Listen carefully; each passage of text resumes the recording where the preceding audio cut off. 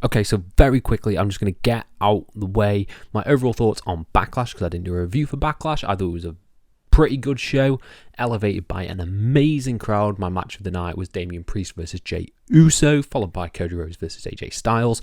It was a really fun night. Sorry I didn't get a review up for you, but let's talk about some Forbidden Door-y stuff, because that's always fun in the speculation game.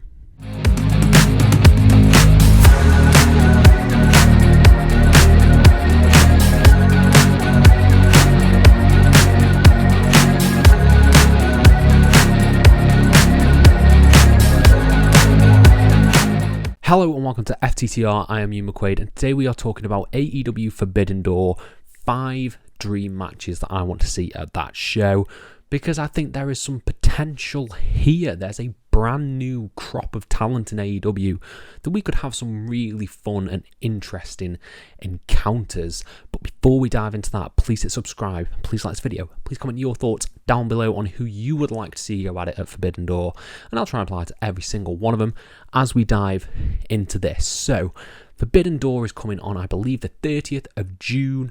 We are getting a big old crossover show between AEW, New Japan, possibly CMLL, and Stardom as well in there. It's going to be a big hodgepodge of talent and awesomeness, I can only hope.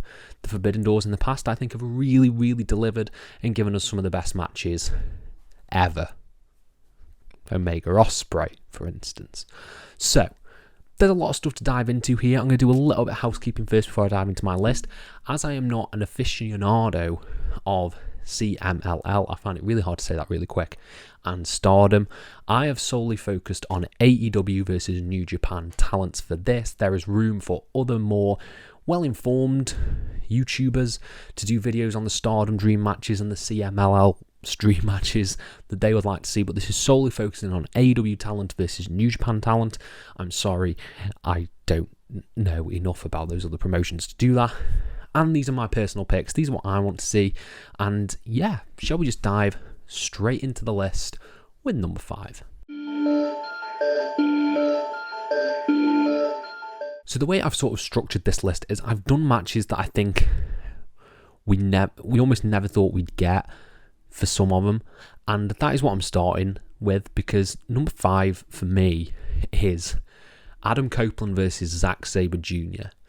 Those two names in the same sentence almost fail to sort of quantify in my mind that we could get that. A guy who was in WWE for years, an absolute WWE mainstay, going up against one of the hottest New Japan independent wrestlers, Zack Sabre Jr., in what could be a showcase of, you know, a WWE-esque style versus this insane technical wrestling of Zack Sabre Jr. I just think mixing their offense together and having Adam Copeland be outmatched and unprepared for Zack Sabre Jr. could make for a really interesting dynamic. Put the TNT title on the line as well. You've got something there that you never thought you'd see, and that's the point of Forbidden Door. I think Forbidden Door is one of those opportunities to really give fans something they never thought they'd see in their lifetime, and I think doing Zack Sabre Jr. versus Copeland for the TNT title, you could have some good promos leading up to it, and you could really highlight the strengths of both guys. I think it could be an awesome match.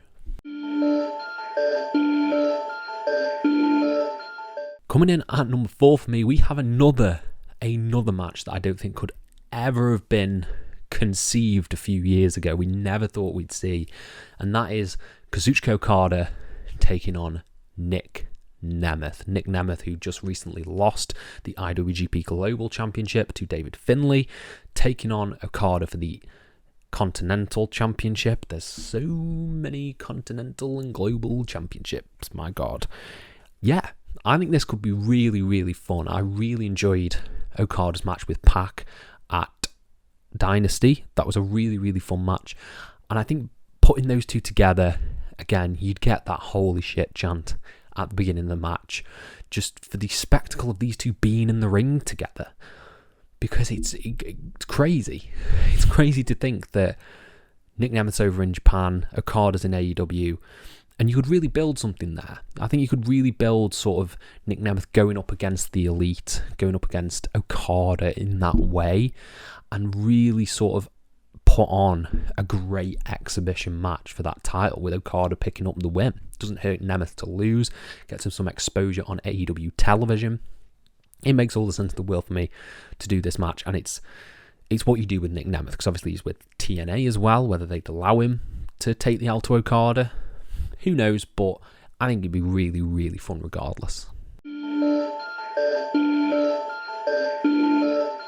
Coming in at number 3, we have the Will Ospreay match. Now, what are you going to do with Will Ospreay? Because the issue with Will Ospreay, and sort of the issue with Okada, is that they have wrestled a lot of people in New Japan. So finding a New Japan match that you can do for Will Ospreay that hasn't been done before and could be really interesting. So finding that opponent for Will Ospreay is really key, because you know it's going to be an utter banger.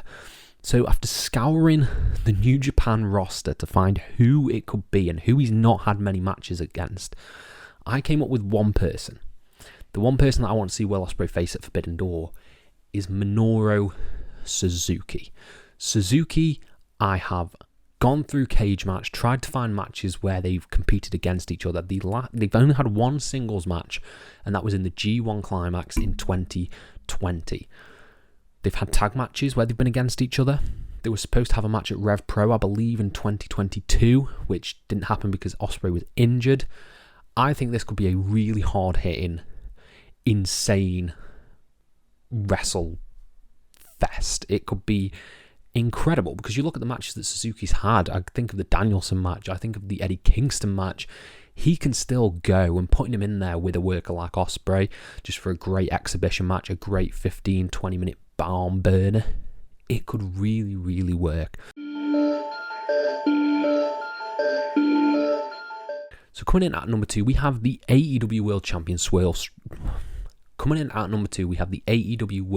Swerve Strickland. What do you do with Swerve? There's a lot of things you can do with him. There's a lot of competitors over in New Japan. Tanahashi, for instance. It could also be Evil. Definitely not. But what do you do with him? Who do you put him up against that could really deliver a great, great match? There's one person for this. There is easily one person for this. And his name is Shingo Takagi. You put those two in the ring together, you are going to get an absolute banger of a match. You could sort of do, because Takagi's with LIJ versus the Mogul Embassy potentially leading into this.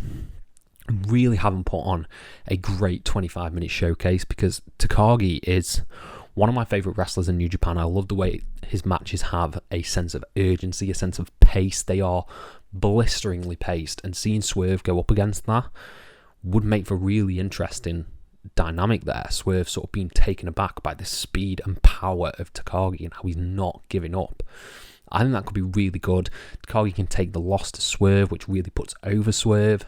I think it makes a lot of sense to do Shingo versus Swerve, and it is a match that I would be foaming at the mouth to see. It sounds so exciting to me.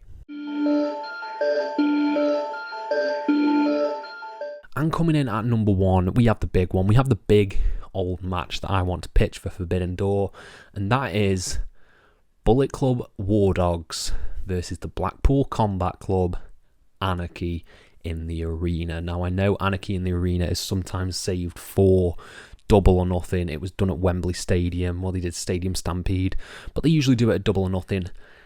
I think having a Blackpool Combat Club taking on the Bullet Club War Dogs in a Anarchy in the Arena would be insane. You've got the likes of Gabe Kidd, you've got Mox, you've got Finlay, they've got history.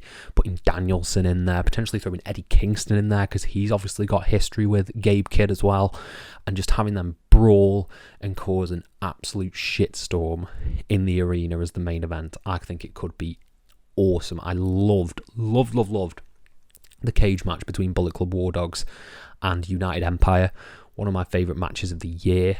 And I think just the cluster F of having these two insanely brutal tactical teams going after each other destroying each other, with Mox eventually picking up the win, maybe pinning Finlay to set up a match for the IWGP Championship, or maybe he gets pinned by Gabe Kidd or something like that that sets up a feud there.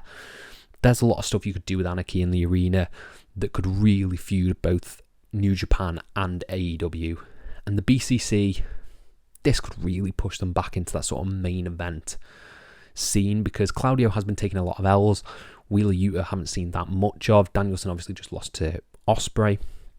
This could be an insane match to really establish Blackpool Combat Club again and introduce American audiences more to the War Dogs, because the War Dogs are my favourite act in New Japan at the moment. I love them so much, and Gabe Kidd is one of my favourite wrestlers to watch. Insane. So yeah, that is what I would do as the main event at Forbidden Door. I want to know what you guys think down in the comments below. Do you agree? Do you not? Let me know everything you want down below, and I'll try and reply to every single one of them. Thank you all ever so much for your support, and have a nice day.